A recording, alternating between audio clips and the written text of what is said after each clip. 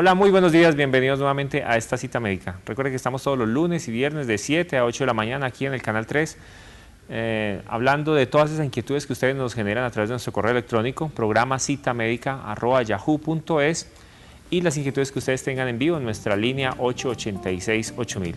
Hoy nos dan la noticia de que ya estamos llegando a Armenia, doctora Doris, de manera pues que saludamos a todos los televidentes también en la ciudad de Armenia. Así que bienvenidos. Este es un programa dedicado a la promoción, a la prevención, a hablar de situaciones de salud, de medicina basada en la evidencia, y eso es lo que nosotros estamos haciendo aquí en este programa. De manera pues que le damos la bienvenida también a las personas, a los habitantes de la ciudad de Armenia, y que también se pueden comunicar con nosotros a nuestra línea 886-8000 en Manizales, y próximamente habrá una línea 01-8000 para que se puedan comunicar mucho más fácilmente sin ningún costo. Así que le damos la bienvenida entonces a la doctora Doris Amanda el día de hoy. Doris Amanda, ¿cómo estás? Buenos días, doctor Juan Carlos. Buenos días a cada uno de ustedes. Qué alegría poder saber que estamos extendiéndonos a nuestra antigua mariposa, el antiguo Caldas. O sea que vamos a ser muy enfáticos en cada una de las preguntas que ustedes quieran hacer a nuestro programa, porque el objetivo de este programa es la divulgación científica de todo lo que es el aspecto médico. Invitamos pues también a que el cuerpo médico de la ciudad de Armenia y de sus municipios aledaños también se vincule. Les contamos que aquí en Caldas este es un programa que se ha convertido prácticamente en un recurso para educación médica continuada. Hoy nos va a entretener un programa muy importante porque vamos a hablar de la glándula mamaria. En este momento estamos esperando la presencia del doctor Walter Arboleda, quien en contados instantes nos acompañará. Doctor Juan Carlos, mientras el doctor Walter nos acompaña, quisiera contarte que nosotros por lo regular pensamos en la glándula mamaria y pensamos en mujeres, pero no. Recordemos que ustedes también tienen dos preciosas mamas y que son pequeñas. Lo que pasa es que esas mamas pues a ustedes no les va a servir para la lactancia, y a nosotras pues además de la lactancia nos va a servir para el proceso de embellecimiento de nuestra figura. Pero esa mama de pronto nosotros la agredimos un poco, o no pensamos en ella, o pensamos que los hombres no puedan desarrollar patología mamaria. Te cuento que la patología mamaria masculina es muy escasa, pero en mi vida he tenido dos pacientes con cáncer de mama, dos hombres. Hace muchos años, hace más o menos unos 20 años, tuve el primer caso de cáncer de mama en un señor, y hace más o menos unos 8 años tuve otro caso. O sea que les invitamos a que dentro del recorrido que ustedes hacen en su cuerpo, en la mañana, en el baño, los hombres también deben tocar la glándula mamaria. La glándula mamaria es una estructura que es una glándula sudorípara modificada, y al ser una glándula sudorípara modificada está muy superficial, o sea que está muy al alcance de la evaluación digital, de lo que nosotros podamos tocar con el pulpejo de los dedos. Así pues que los invito a que hagamos un recorrido circular por la mama, y que además vayamos hacia el fondo de la axila, revisemos allí que no vayamos a tener o una glándula mamaria accesoria, o que no vayamos a tener ganglios linfáticos, y que aquí en la parte superior de la clavícula no vayamos a tener ganglios. Entonces vamos a aprender a mirarnos al espejo.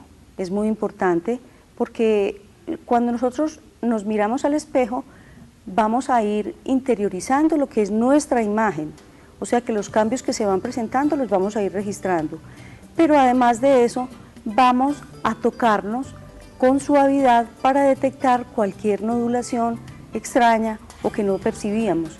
Y a los hombres vamos a contarles que deben hacer la misma operación y que la mayoría de las veces el cáncer de mama no duele. Lamentable Entonces, ver cómo muchas personas, o sea, la mama, sin una estructura tan asequible a la mano, al examen, al autoexamen, pues muchísimas mujeres ni siquiera caen en la cuenta de examinársela de manera periódica. A pesar de que se hacen las campañas repetidas, ya próximamente vamos a celebrar el Día del Cáncer de Mama, creo que es ahorita en octubre. A pesar de que se hacen tantas campañas, las mujeres no caen en la cuenta de examinárselas, las tienen ahí, pero definitivamente no se preocupan muchas personas por tocarse, por examinarse, por estar mirando si encuentran alguna nodulación, algún tumor, alguna cosita diferente que no hayan tenido previamente. Hoy queremos hacer esa invitación de que examinen sus mamas, de que una buena oportunidad es el baño para usted examinarse, para tocarse, para darse cuenta de que alguna estructura que no tenga ahí de manera usual o algún nodulito que le esté apareciendo, pues esto se puede detectar de manera precoz, de manera temprana. ¿Por qué? Porque es muy lamentable ver cómo personas todavía a estas alturas de la vida llegan con unas tumoraciones, unos nódulos o unos estructuras que se saben que no corresponden a la mama, que ellas mismas ya se han dado cuenta, pero que no le han parado las suficientes bolas para ir a consultar al médico, para buscar esa ayuda especial y para hacerse los exámenes respectivos de los cuales vamos a hablar también en el transcurso de la presente charla. Entonces es la invitación, aprovechen la hora del baño para conocerse, para tocarse, para mirar esas estructuras que tenemos ahí y que definitivamente nos van a causar un gran problema, que si no lo detectamos a tiempo pues nos puede poner en peligro nuestra vida. doctor Juan Carlos, acuérdate que ustedes, los hombres, también se deben examinar. Bueno, vamos a contarles que la mama cumple un papel fisiológico tan importante y tan maravilloso en la vida cotidiana que ella nos acompaña también en la lactancia. Entonces es muy importante que aquellas personitas que están en embarazo y aquellas personas que acaban de tener un nené impulsen lo que es la lactancia materna. ¿Por qué? Porque eso no solamente va a ayudar al nené, también inmunológicamente lo va a preparar para el aterrizaje a este planeta que es un tanto complicado porque aquí tenemos virus, bacterias, hongos y lo va a preparar el sistema digestivo, respiratorio, la musculatura de la cara y lo va a preparar para el vivir en este planeta. Pero también a la mujer le sirve muchísimo esa lactancia. ¿Por qué? Porque va a poner a funcionar esa glándula mamaria y porque cada vez que el niño mama el pezón, se produce una hormona que va al cerebro, que es la prolactina, que estimula a la vez la oxitocina y esa oxitocina va a bajar al útero y va a ayudar a contraer el útero. Entonces, al contraer el útero, va a hacer que esa estructura que quedó grande, como un estadio fisiológico, comience a contraerse y comience a tener su estado normal, que más o menos entre unos 3 y 6 meses vuelve a su tamaño normal, pero va a hacer que ese útero pueda volver a involucionar a lo que era antes. O sea que la lactancia materna tiene una implicación muy importante, no solamente inmunológica, afectiva, sino también hormonal y física, porque va a ayudar a que ese útero vuelva a involucionar y a quedar en el tamaño que es. Eso a la vez va a hacer que los, entre comillas, intuertos que se le hacen a las señoras y que duele mucho en realidad porque pues pertenezco al gremio femenino. Entonces, que ya tuviste la experiencia. Sí, es doloroso y las considero porque de verdad la maternidad es muy hermosa, pero tiene situaciones que hacen producir dolor. Bueno. Bueno, ya llegó nuestro invitado, entonces. ¡Ay, qué rico! Doctor Walter. Preparamos, y ustedes también, señores televidentes, preparen sus preguntas porque el invitado es el doctor Walter Arboleda. Él es médico, mastólogo, es ginecólogo, especialista en mastología, de manera pues que vamos a darle la bienvenida después de una pausa de comerciales. Ya regresamos. Muy bien.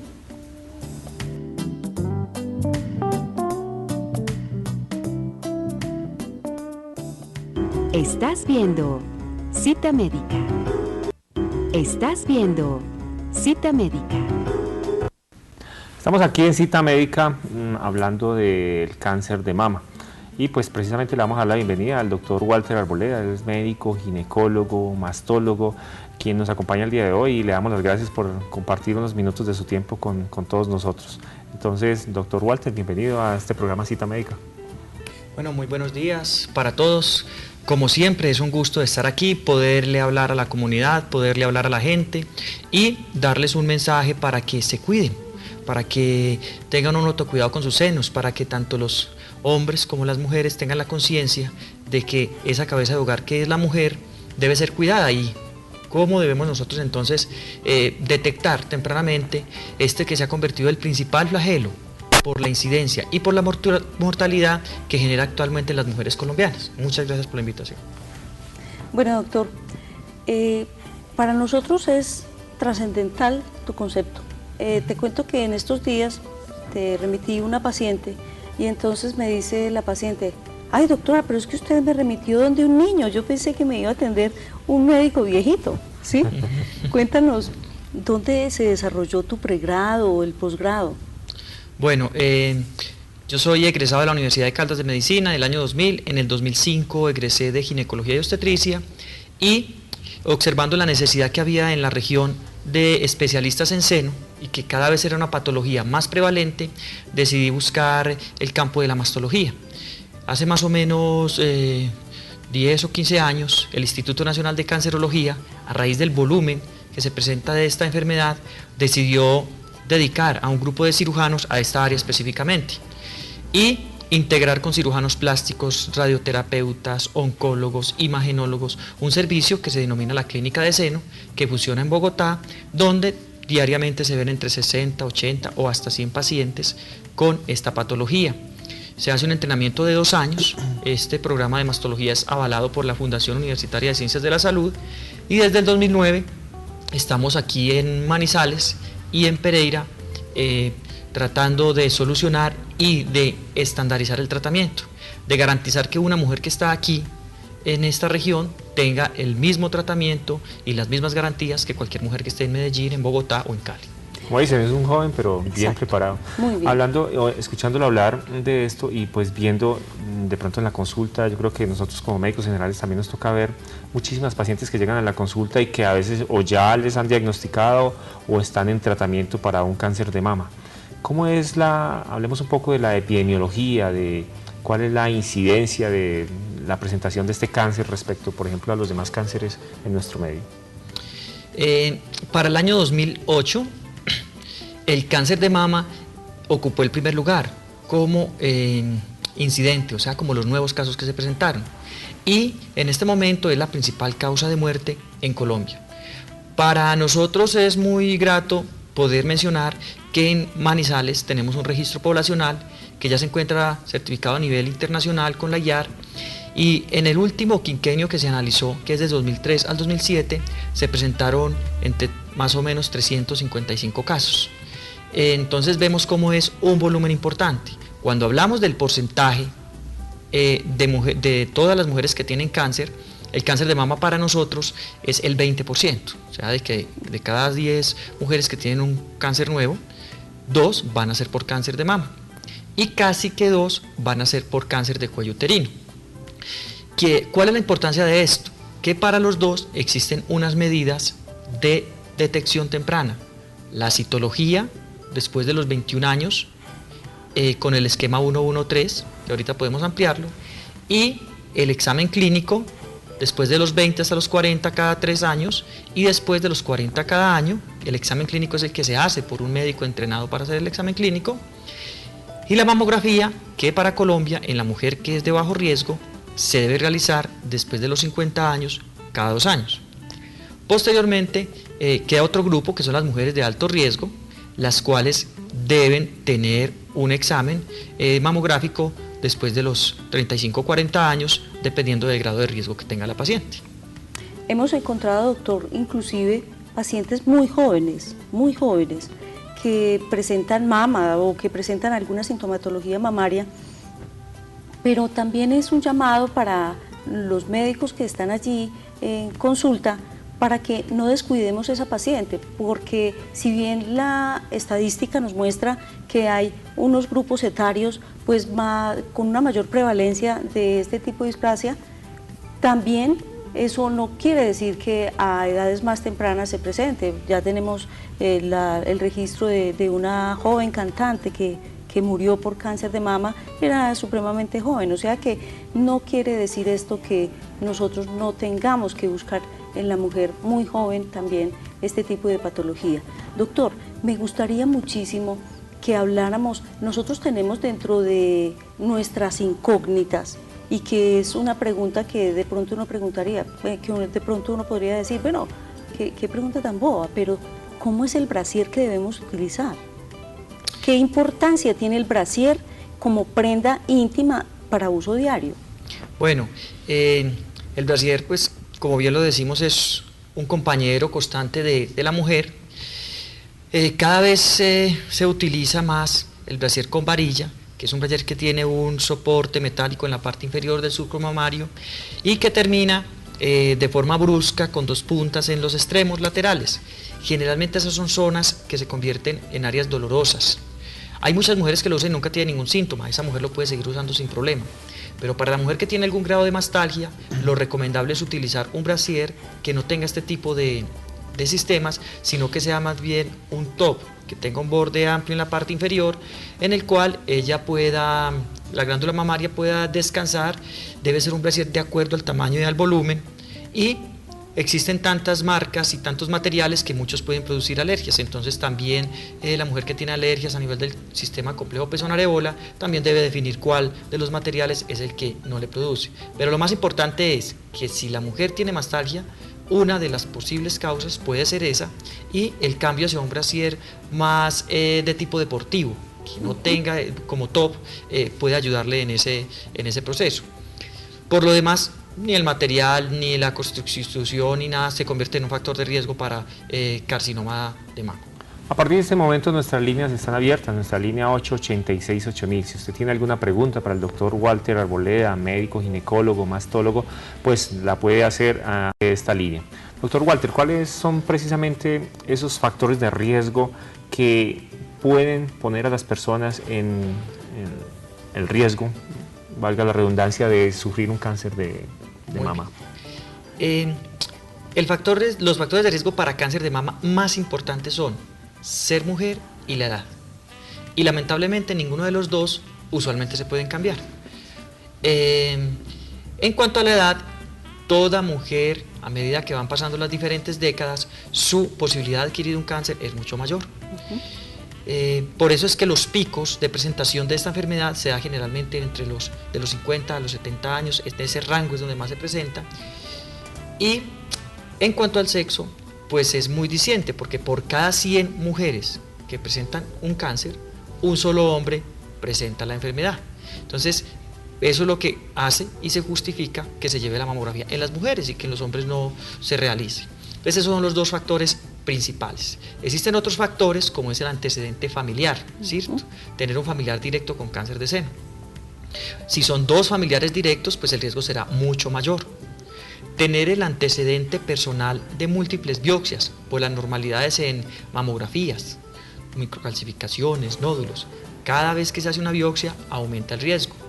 Tener un consumo de terapia hormonal por más de 4 años también puede aumentar ese riesgo, aunque se ha encontrado que, contrario a lo que pensábamos antes que eran los estrógenos, que al principio cuando salió el WHO-HI pensábamos que esa era la causa, parece que los progestágenos tienen algo importante que ver en eso.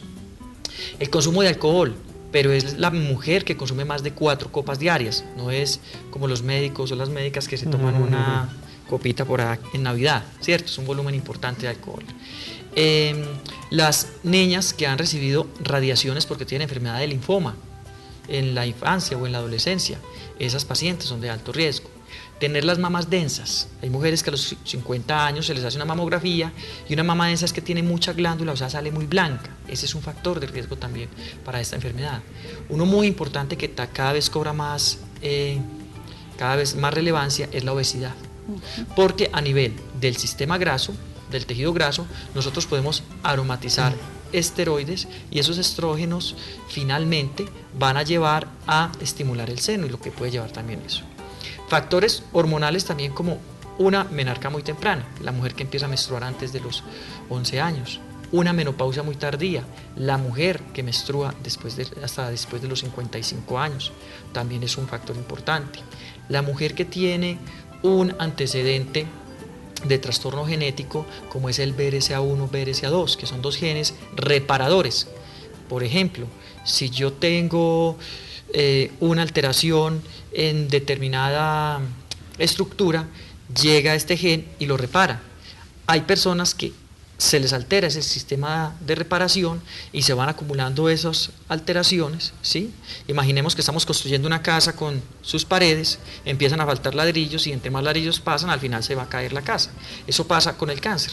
Llega el momento en que hay tantos errores acumulados que la célula empieza con un sobrecrecimiento máximo y no tiene un autocontrol, no muere y empieza el cáncer, porque eso es el cáncer, un crecimiento irregular y anormal de un tejido que no muere.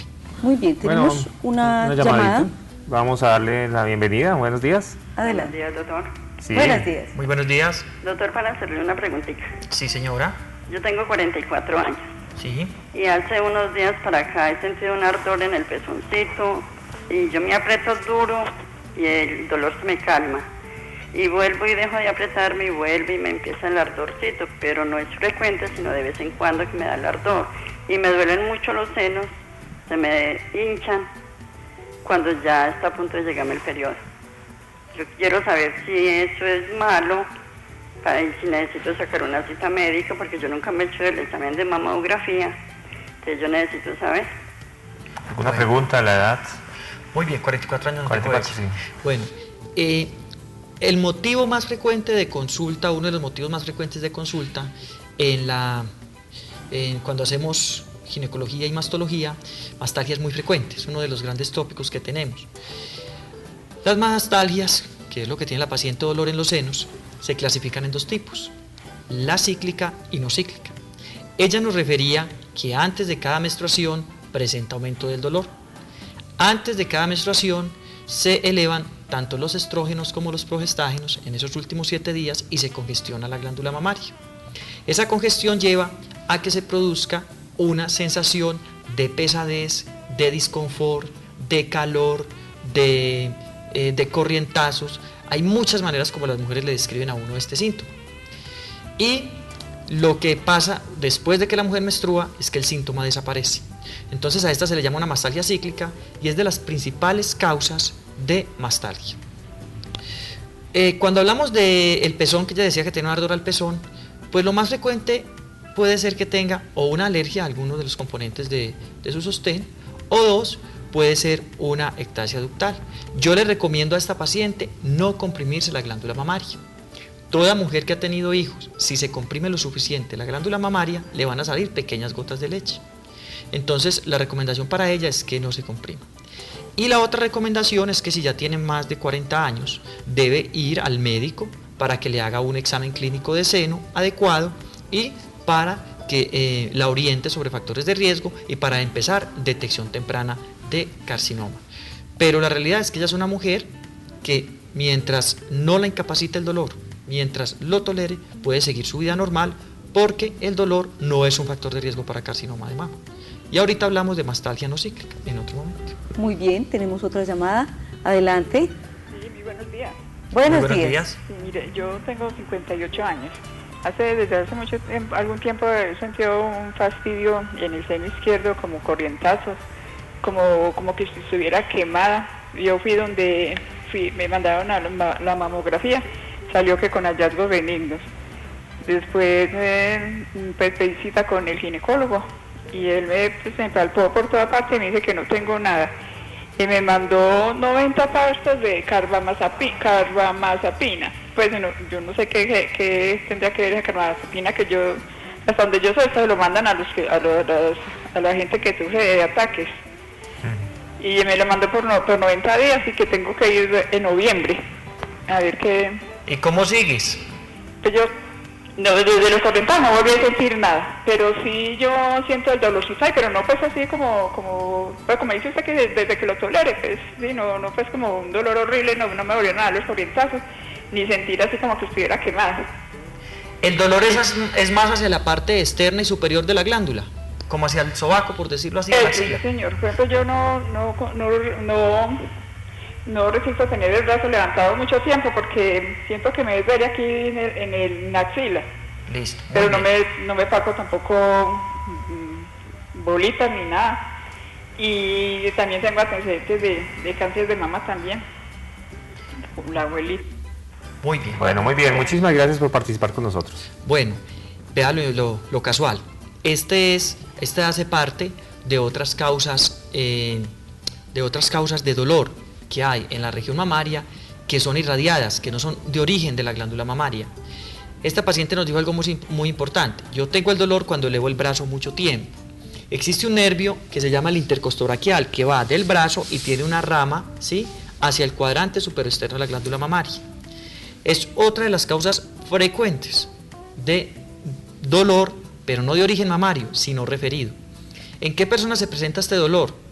La mujer que tiene una casa muy grande, que trapea y que barre, la mujer que es estilista, la mujer que arregla uñas, la mujer que conduce un transporte, la mujer que hace deporte de tenis, cualquier movimiento repetitivo del brazo que hace que un nervio que se llama el intercostobraquial, ¿sí?, porque va del brazo a la región intercostal, hace que este nervio se inflame, y cuando este nervio se inflame, sobre todo en las noches, estas mujeres llegan con más dolor en los senos. Y primero, como ya pueden colocar la atención porque están fuera del trabajo, y segundo, porque ya llevan una jornada de 8 horas de laborar con la misma actividad manual, entonces presentan este tipo de mastalgia, ¿sí? Pero la realidad es que tienen una inflamación del nervio, y a esto se le llama una neuritis intercostobraquial. ¿Por qué se le manda carbamazepina a esa neuritis? Porque la carbamazepina tiene un componente antiinflamatorio. Además, los medicamentos sirven para varias cosas, pero dentro de la función que nosotros lo utilizamos es como antiinflamatorio de esos nervios. Además, le agregamos un antiinflamatorio como diclofenaco, ibuprofeno por 10 o 15 días. Y generalmente yo también les formulo una cremita de profenigel o algún otro inflamatorio para poder que se aplique en la zona donde se presenta el dolor. ¿Qué es lo importante? Que no tiene ninguna relación con patología de la mama. La mayoría de mujeres que tienen algún disconfort en el seno no necesitan otros tratamientos. Y los tratamientos que se manejan con carbamazepina se manejan por tiempos cortos, de 15 días.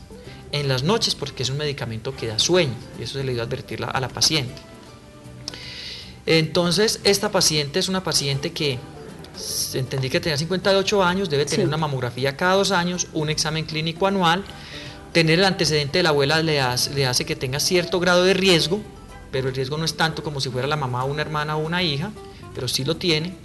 Entonces invitaría a la paciente a que, si ya se mejoró, tenga su carbamazepina por los 15 días y siga su vida normal, porque la mastalgia no es un indicador de malignidad generalmente. Me imagino que en estos pacientes también es importante que revisen lo que es la tira del brasier, lo que es la carga que va a soportar la copa, y cómo tienen la parte de abajo, el sostencito. La realidad es que para que el volumen mamario origine mastalgia debe ser muy grande. Son glándulas que pueden pesar más de 500 gramos cada una. Esa es como la glándula que realmente, por el peso que tienen, hace que se tensionen mucho sus ligamentos que le dan la forma al seno, que se llaman los ligamentos de Cooper, y pueden dar dolor en la parte superior.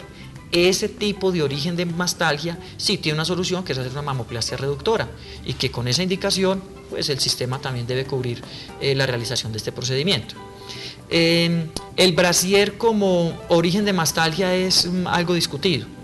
El principal es lo que hablábamos ahorita de la varilla metálica, pero por lo demás, en general el brasier no es una causa muy preponderante. La más importante es la neuritis intercostobraquial y la mastalgia cíclica, de las que ya hemos hablado.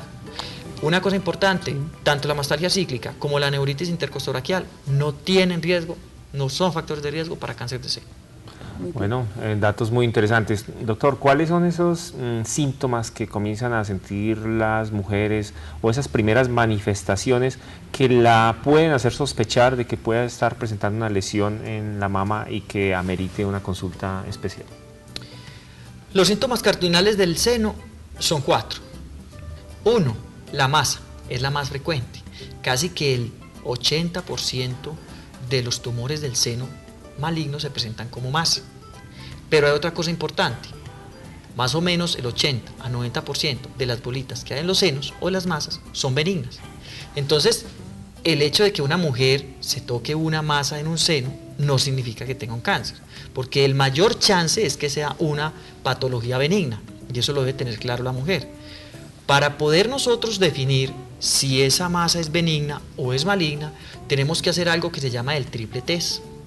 El triple test consiste en una buena historia clínica, un buen examen físico. Segundo, si es menor de 35 años se le realizará una ecografía. Si es mayor de 35 años le haremos una ecografía y una mamografía.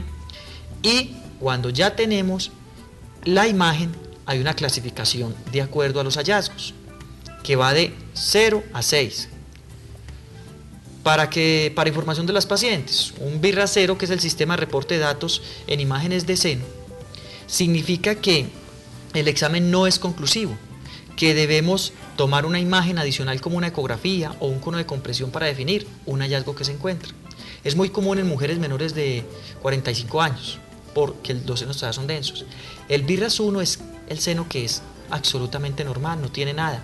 El BIRRAS 2 es aquel que tiene, por ejemplo, un pequeño fibroadenoma, pero con unos bordes muy bien definidos, cuya posibilidad de malignidad, tanto del BIRRAS 1 como el BIRRAS 2, es ninguna. Entonces la mujer puede seguir un seguimiento usual. El BIRRAS 3 es la mujer que tiene, por ejemplo, una asimetría o que tiene, por ejemplo, un fibroadenoma que empezó a crecer, ¿cierto? Este tiene una posibilidad de enfermedad maligna del 2%. ¿Qué quiere decir un BIRRAS 3? Que de 100 mujeres que tengo al frente con BIRRAS 3, solamente 2 en algún momento pueden desarrollar un cáncer. Por esa razón, este tipo de mujeres solamente les hacemos un seguimiento a los 6 meses. Luego de esto vienen, tanto en ecografía como en mamografía, el BIRRAS 4 y el BIRRAS 5. Eso sí, siempre se debe realizar biopsia, porque el porcentaje de malignidad aumenta. Ya no es del 2%, sino que va del 3 al 100%. Y existe un BIRRAS 6, que es la mujer que ya tiene un diagnóstico de cáncer, le mandamos una quimioterapia y para ver la respuesta que tuvo a la quimio ese tumor, le mandamos a hacer otra mamografía o otra ecografía. A eso se llama BIRRAS 6. Después de realizarle es porque estamos hablando del segundo componente, las imágenes, si nos dicen que es un BIRRAS 4 o es un BIRRAS 5, entonces pasamos al tercer componente, que es realizar biopsia. Y la biopsia la podemos clasificar en 2 grandes grupos, o biopsia abierta o biopsia cerrada. Hasta hace muy poco tiempo se hacía biopsia abierta. Hoy casi que está inicialmente contraindicado hacer una biopsia abierta, porque ya tenemos un sistema que se llaman biopsias truco o biopsias de corte grueso, que permiten sacar cilindros haciendo una pequeña infiltración con anestesia local, haciendo una pequeña incisión de 5 milímetros, y si la lesión es palpable, se puede hacer directamente, se toman los cilindros por una persona que esté entrenada para hacerlo, y si no es palpable, entonces se puede hacer por ecografía, si la imagen se ve por ecografía, o si solo se ve por mamografía, es a lo que llamamos biopsia por estereotaxia. Es cuando solamente se ven, por ejemplo, cúmulos de microcalcificaciones que no son vistos de otra manera. Entonces se lleva al mamógrafo con un sistema de coordenadas que tiene, se ubica dónde está exactamente las microcalcificaciones, se infiltra y con esta aguja gruesa se toman los cilindros. No hay que tener temor, esto es un procedimiento con anestesia local, es una aguja muy delgada y generalmente la mujer inmediatamente va para la casa, porque es que se tiene mucho miedo de que es que si yo voy me van a hacer cirugía. No, eso es una cosa que se hace en una unidad de pequeña cirugía y permite hacer un diagnóstico muy rápido. Posteriormente el patólogo a los 8 o 15 días nos reporta el diagnóstico y ya hemos definido si esa masa es benigna o es maligna y de acuerdo a eso haremos el manejo. Eso en cuanto al síntoma de masa. ¿Qué otro síntoma mamario hay? Secreciones. En el seno se presentan secreciones, una, porque la paciente se comprime, lo cual no está bien. Ninguna mujer debe comprimirse el seno. 2, cuando es espontánea, entonces ya hacemos una clasificación de acuerdo al color que se presenta. Entonces, cuando es espontánea, la denominamos telorrea, realmente ya se convierte en una patología y de acuerdo a las características o a nuestra sospecha, la tratamos. Otro síntoma es la simetría. ¿Qué es la simetría? Que la señora se toca el seno aquí y tiene cierta consistencia, es blando o es duro, y de otro lado, o es más blando o es más duro, o las pequeñas bolitas que toda mujer tiene, porque eso es algo muy importante enseñarle a las mujeres, que es que no es que las mujeres no tengan nada de los senos, no, las mujeres tienen unas glándulas y nosotros como médicos tenemos que buscar en ellas cuando las examinamos, identificar si son similares las bolitas de un lado con los nodulitos del otro lado, y si es así, esa imagen en espejo nos habla de algo benigno, de una constitución normal de la mujer. Pero si hay unas bolitas más grandes al otro lado, a eso lo llamamos asimetría y se deberá estudiar. Y finalmente el último síntoma es los cambios de la piel. Entonces, que pueden ser enrojecimientos, que se pone la piel acartonada, que cambia el pezón. Entonces, esto son los 4 síntomas cardinales que presentan las pacientes. Pues, doctor Walter, hoy sí que he aprendido, qué maravilla. Inclusive con la pregunta que hizo la paciente ahorita, también aprendí. Yo le digo al doctor Juan Carlos que este programa para mí es muy satisfactorio porque aprendo muchísimo.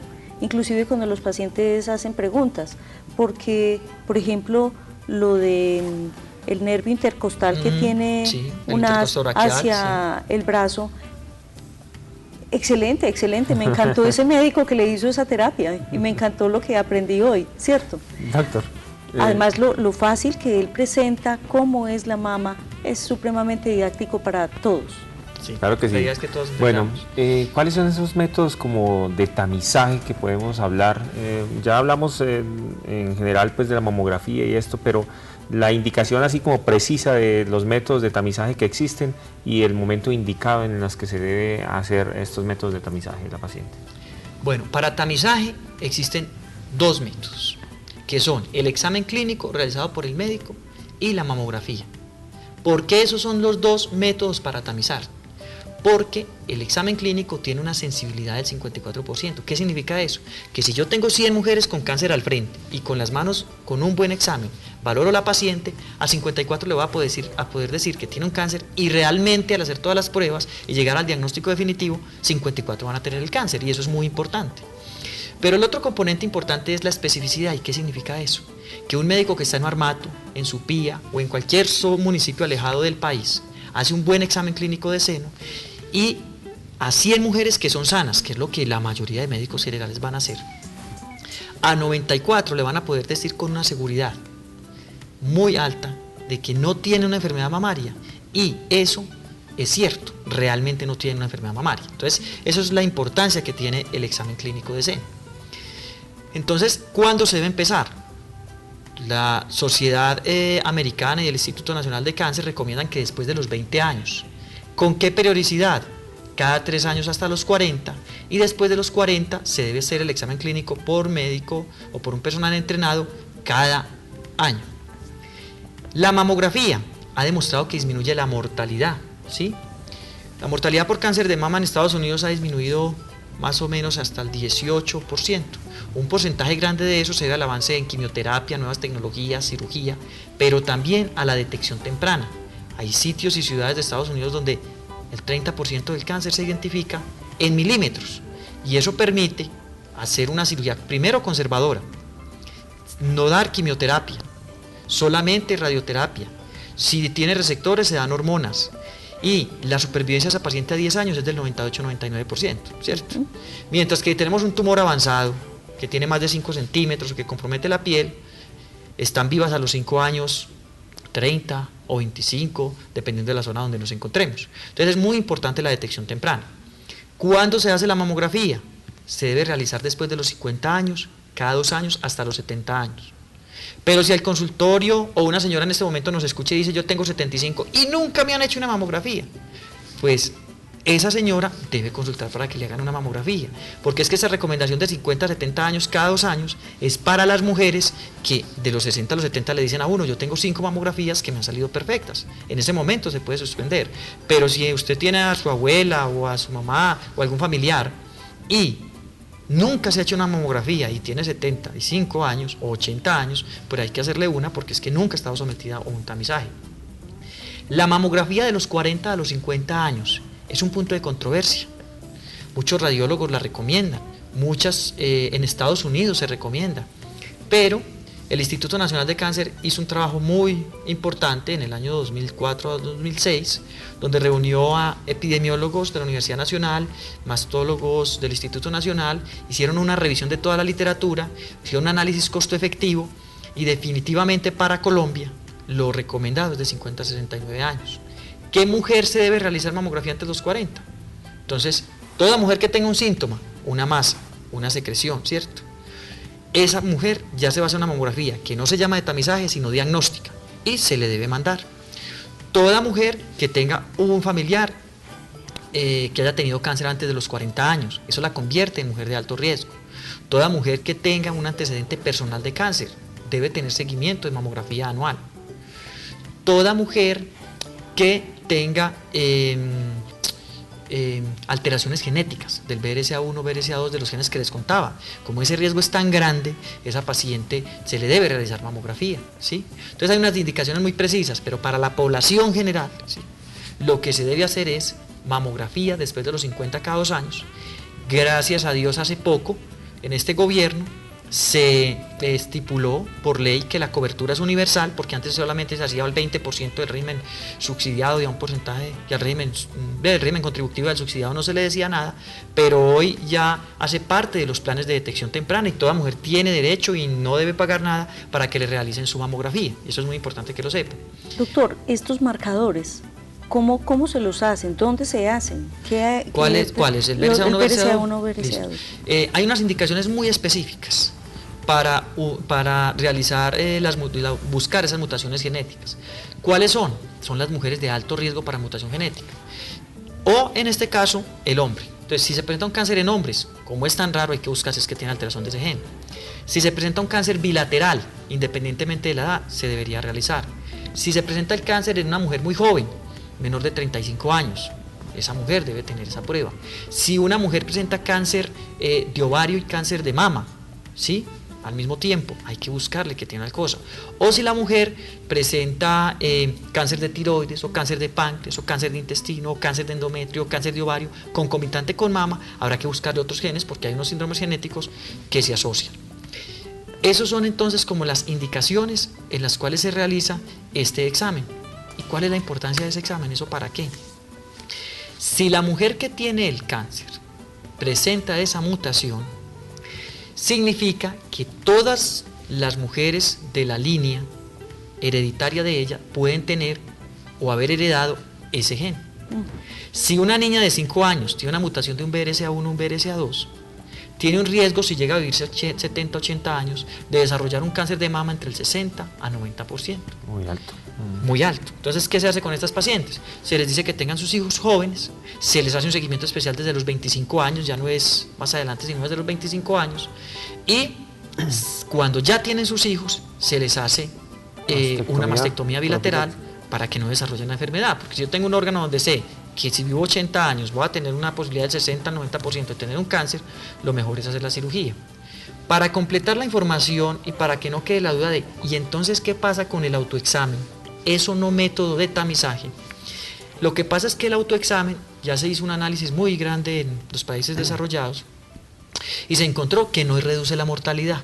Entonces hay países que inclusive no lo recomiendan y hay guías americanas que lo recomiendan. Pero ¿por qué para nosotros en Colombia tiene lugar?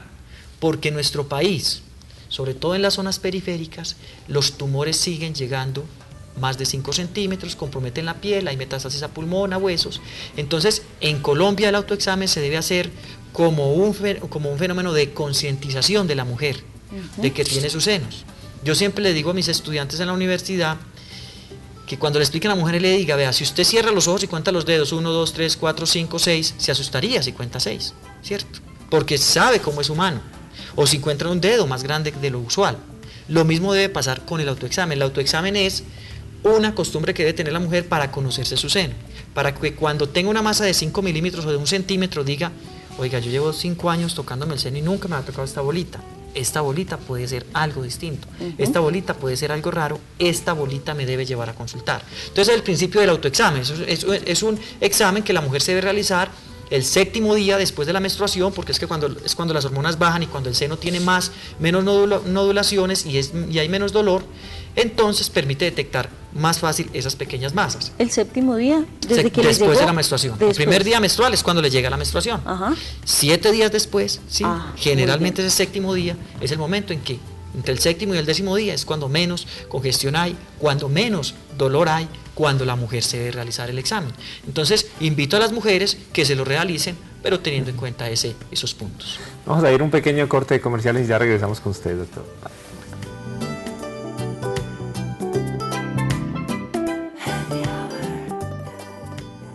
Estás viendo Cita Médica. Estás viendo Cita Médica. Estamos aquí en Cita Médica con el doctor Walter Arboleda, médico ginecólogo, mastólogo, hablando del cáncer de mama. Y le damos la bienvenida a un televidente, una llamada. Muy buenos días.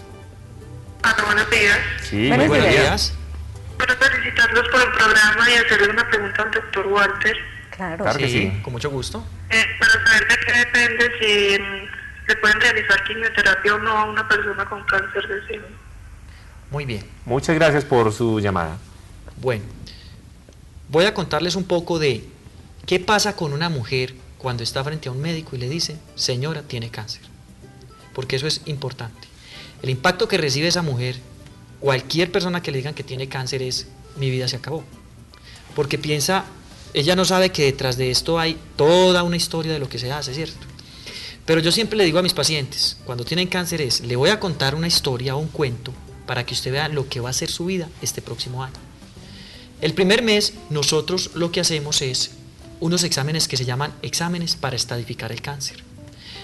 ¿Y cuáles son esos exámenes? Primero, una buena mamografía, una buena ecografía para saber qué tanto porcentaje de la glándula mamaria está comprometida por la enfermedad. El cáncer de seno tiene la capacidad de enviar células a los pulmones, entonces hacemos una radiografía de tórax, células al hígado, hacemos una ecografía hepática y células a los huesos. Hacemos un rastreo general con un examen que se llama gammagrafía ósea corporal total. Luego realizamos unos exámenes de unos marcadores que se llaman receptores de estrógenos, proestágenos y HER2. ¿Qué es esto? Un receptor es, si ustedes observan mi mano, un área donde llega un factor que puede estimular. En este caso, mi puño sería el estrógeno y el receptor sería mi mano. La mayoría de tumores, sobre todo en las mujeres que ya han cerrado edad o que tienen menopausia, son sensibles a estrógenos. O sea que cuando ocurre esto en la célula, empiezan a crecer más los tumores. Existen medicamentos para bloquear este paso, lo bloquean y de esa manera el tumor deja de crecer. Lo mismo pasa con otro factor de crecimiento que se llama HER2. Cuando yo ya tengo eso, que entre más rápido sea mejor, defino una cosa que se llaman estadios. El cáncer puede ser temprano o puede ser tardío. Si un tumor tiene 1 centímetro y no compromete la axila, ese tumor es un estadio 1. Su supervivencia de 10 años es excelente. Y muchas veces solo con una cuadrantectomía, que es sacarle una parte del seno, y con radioterapia y hormonoterapia, si tiene receptor positivo, la paciente queda bien tratada.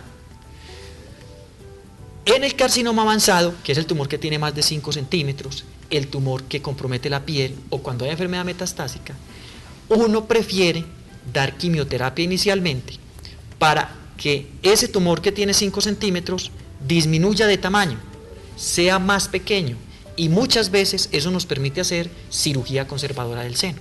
Entonces, esa es como la principal indicación de quimioterapia neoadyuvante. Permitir que una cirugía que inicialmente va a ser radical, como es una mastectomía, al disminuir el volumen del tumor, permita realizar una cuadrantectomía o una cirugía más pequeña.